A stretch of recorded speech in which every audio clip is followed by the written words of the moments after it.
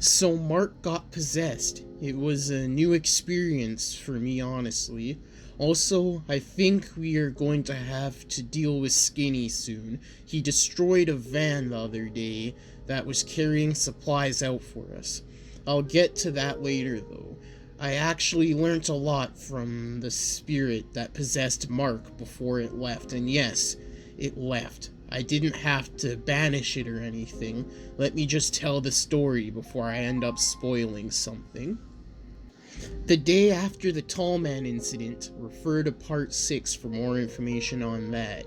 Mark started acting funny, but in a good way in my opinion. He was much less commanding and hostile, like he had no energy. This meant he didn't want to keep checking out the property for monsters constantly, and I was able to do what I wanted again without him complaining.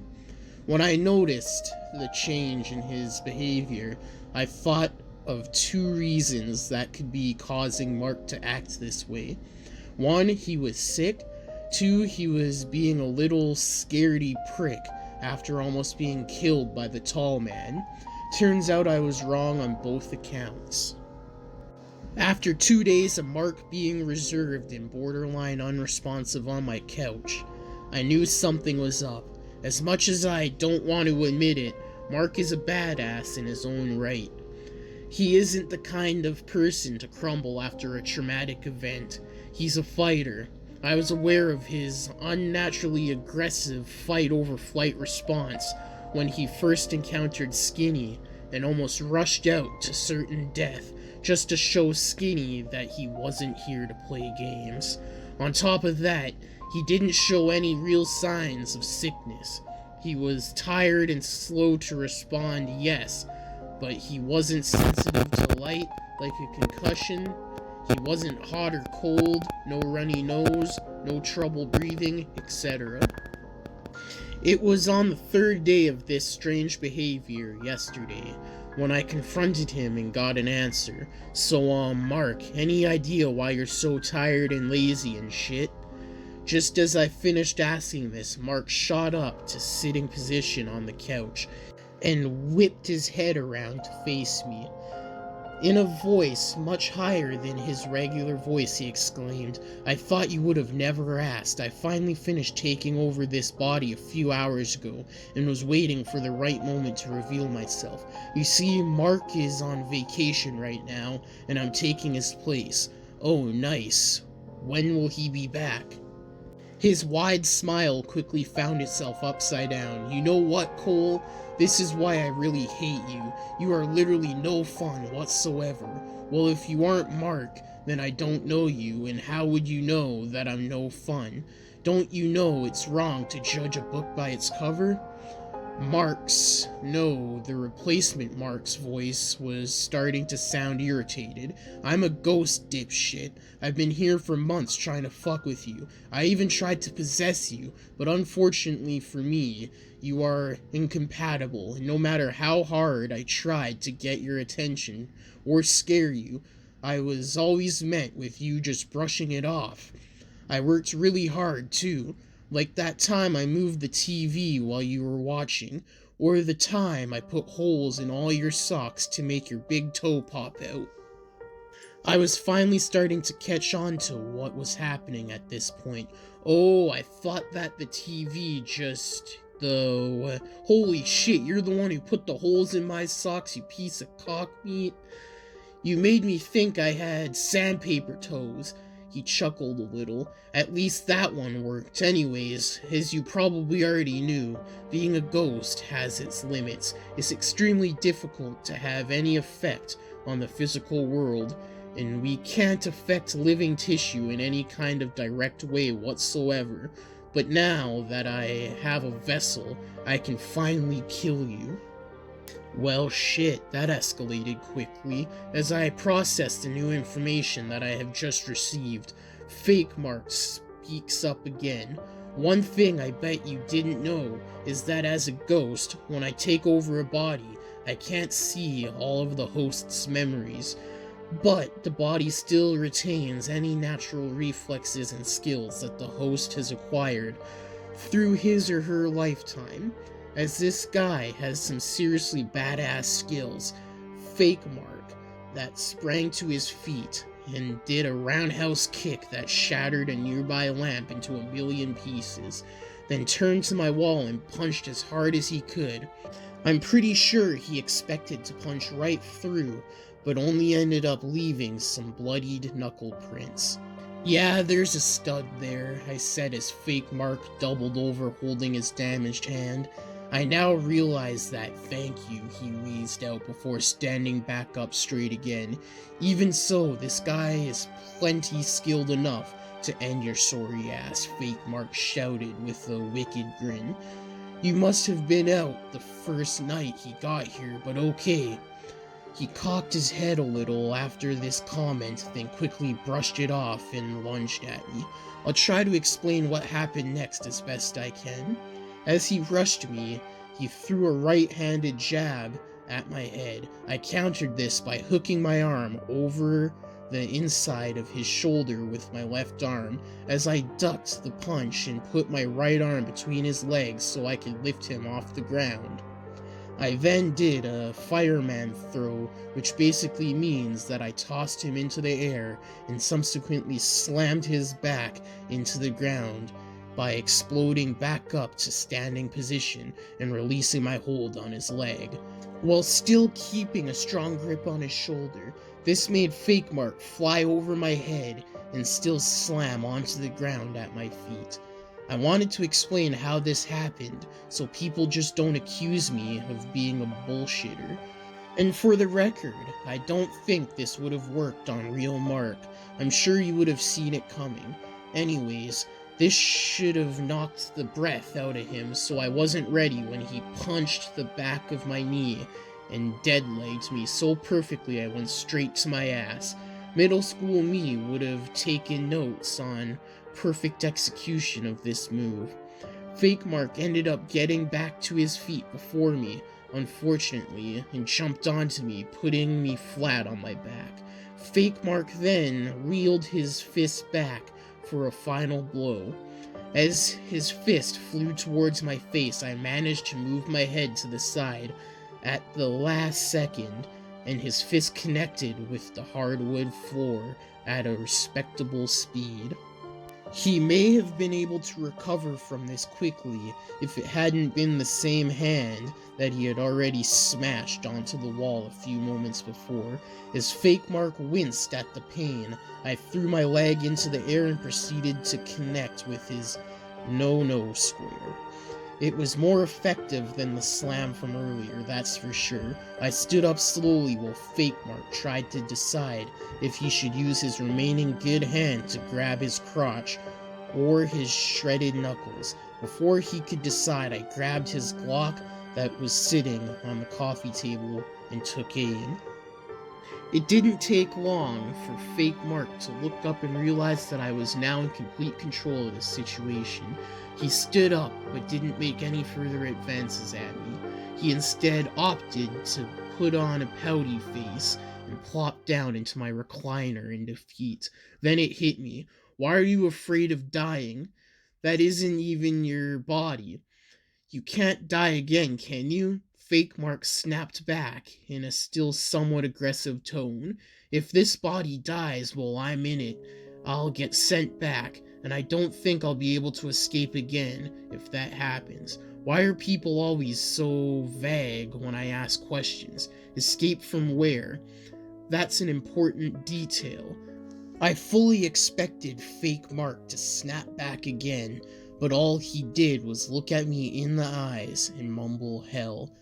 The absolute terror on his face seemed genuine, and usually I try to stay respectful and patient when someone is in an emotional state like that. Unfortunately for Fake Mark, he wasn't a person. He was a ghost that was possessing my acquaintance, and I don't really appreciate that very much, so I continued with my questioning. How did you escape hell the first time? Fake Mark was surprisingly cooperative now. I found a gateway and walked through it, ended up on this land. I think there is some sort of portal to hell around here. It seems that it's mostly ancient creatures that come out through instead of regular spirits. Only thing I can figure is that they were banished to hell, only to be let back out at this location. Damn, I was expecting a badass story about a battle with the devil, not an actual plausible cause for all this crazy shit going on around here. Well, you seem to know your shit.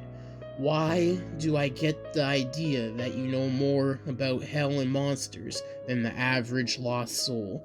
I was a preacher in life. Then why are you in hell? Because I studied the occult in my spare time and skimmed out of the donation bowl. Ah, that makes sense. Guess God is cheeky like that. But what makes you think that all the weirdos in those woods come from a portal to hell?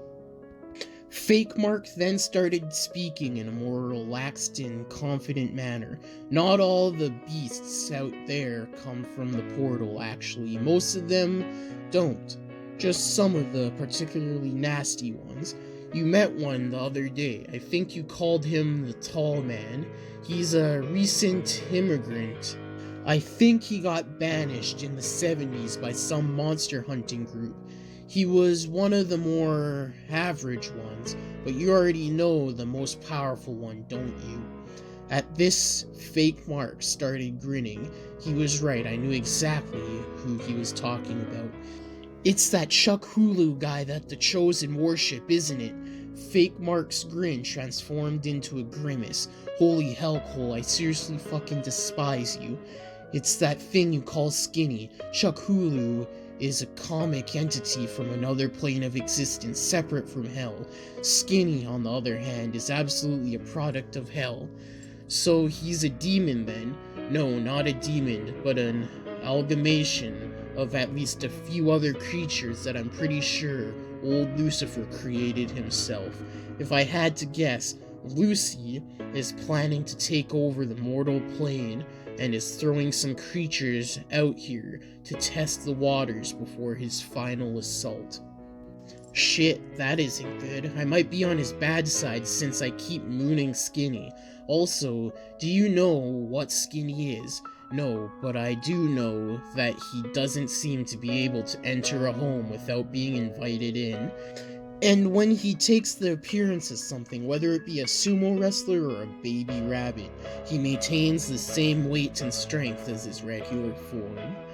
And how do you know he stays the same weight? Because I once saw him spying on you as a squirrel, only to snap a giant branch he was perched on under his weight, then proceeded to shred the trunk of the tree with his little squirrel claws until it fell over out of frustration. I remembered that tree. I thought it had been attacked by the family of six-legged beavers that lived down by the creek, but I guess I was wrong. It was beginning to seem like Fake Mark was a serious asset when it came to knowing about the stuff around here. I'm also curious about what different monsters make up Skinny.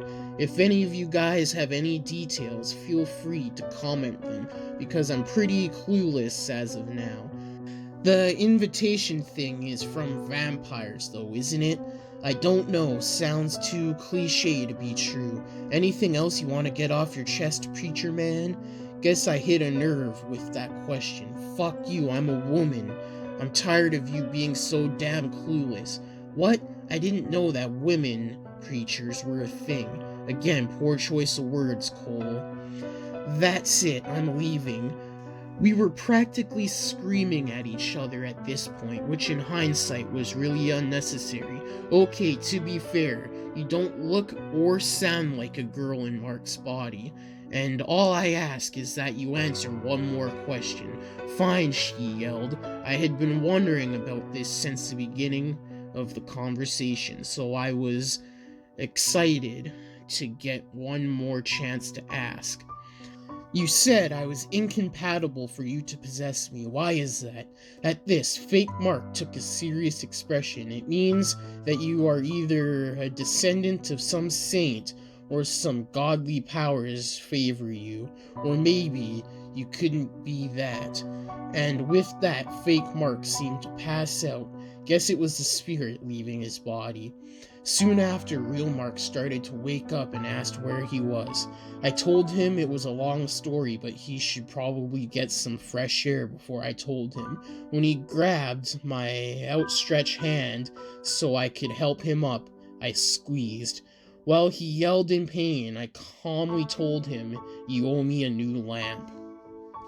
That's all for Mark's possession. He actually took the news pretty well. I think he's been possessed before or something. I kept the part about me being incompatible to myself, not really sure why. It just didn't seem like something I should share at the time.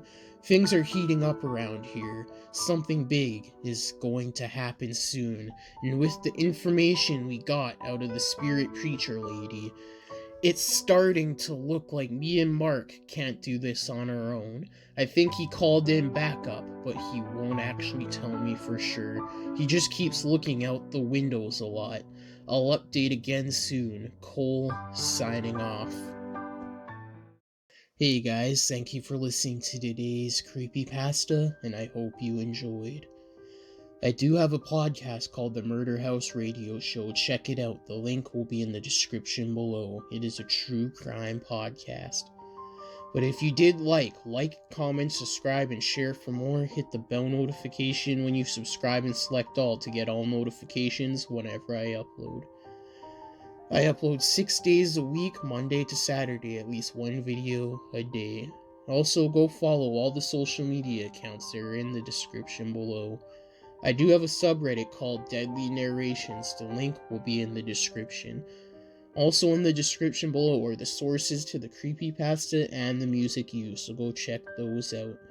Let me know what creepypasta you'd like to hear next, or if you have your own creepypasta you'd like me to narrate, or if you have a creepypasta series you'd like to hear. Send them to me on any of the social medias in the DMs, or to my email address, which is also in the description. Also in the description below is the author's social medias if they have any listed. But that's it for today's creepypasta. I hope you enjoyed. Until next time in the Deadly Zone, stay deadly and stay spooky.